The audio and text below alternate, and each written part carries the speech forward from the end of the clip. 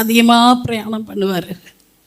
போகிற இடத்துக்கு போய் ஊழியம் செய்கிற இடத்துலையோ அல்லாவிட்ட பிரயாணத்தில் இப்படி ஆயிருந்தா என் நிலைமை ரொம்ப மோசமாக இருந்திருக்கும். என் புருஷனோடு பேச முடியல, பார்க்க முடியலன்னு. ஆனால் அன்னைக்கு பத்திரமா வீட்டுக்கு வந்து சேர்ந்துட்டார். நேற்று விடிய காலையில் வந்துட்டார். ஊழியத்தை பற்றி எல்லாம் எனக்கு சொல்லுவார். உட்காந்து சில நேரம் டயர்டாக இருந்தால் தூங்கிட்டு நான் காலையில் பேசுகிறேன்ப்பா அப்படின்வார். ஆனால் நேற்று சொன்னார், எனக்கு ஒரு மாதிரி இப்போ உடம்பு. ஹாஸ்பிட்டலுக்கு வரவே மாட்டார்.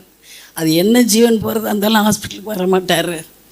நேற்று காலையில் 2:30 மணிக்கு வந்துட்டு எனக்கு உடம்பு கஷ்டமாகுதுன்னாரு. அப்போ நான் மருமகனை கூப்பிட்றேன், பக்கத்தில் தானப்பா இருக்கிறார்.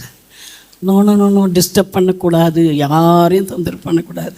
அவர் வாழ்க்கையில் யாரையுமே அவர் தொந்தரவு பண்ணது கிடையாது.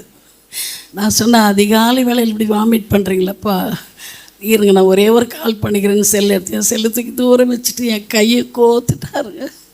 கையை கோத்துட்டு வாங்க யாருக்கும் சொல்ல, இங்கே பக்கத்தில் அசிஸ்டன்ட் பாஸ்டர் அவரை கூப்பிட்றப்பா. நோ என்ன நடந்தாலும் கர்த்தருக்கு நன்றி சொல்லு அப்படின்னாரு. நான் உட்காந்து பேசிகிட்டே இருந்தேன். கொஞ்சம் கையை அமுத்தி விட சொன்னார். சுடு தண்ணி ஒத்துற வைக்க சொன்னார். வச்சேன். இருங்கப்பா, எப்பாவது மகனை கூப்பிட்றேன்.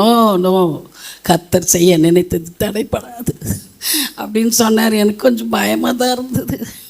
ஆனால் ஒரு காரியம், அந்த கடைசி நேரத்தில் நான் கிட்டவே இருந்தேன். அந்த ஒரு பாக்கியத்தை கர்த்தர் எனக்கு தந்தார். மாத்திரமல்ல, என்னுடைய வாழ்க்கையில் எனக்கு கிடைச்ச மாதிரி மாப்பிள்ளை யாருக்குமே கிடைச்சிருக்க மாட்டாங்க. தங்கத்திலே தங்கம், வைரத்திலே வைரம். திருமண நாள் அன்றைக்கு எப்படி என் கையை பிடிச்ச அன்பாக இருந்தாரோ, நேற்று வரைக்கும் அந்த அன்பு கொஞ்சம் கூட குறையல. காலையில் கூட நான் ஃபோன் பண்ணுறேன்னு போது அந்த கையை இப்படி கோத்துக்கின உடனே சொன்னேன், ஏன்ப்பா வெட்டிங் மேட்ச் கிண்டல் பண்ணேன். ஆமாம் அப்படின்னாரு. கையை டைட்டாக பிடிச்சிக்கிட்டாரு. நான் போய் ஃபோன் பண்ணக்கூடாது என்று சொல்லி அதே மாதிரி கடைசி வரைக்கும் ஜாலியாக தான் இருந்தோம்.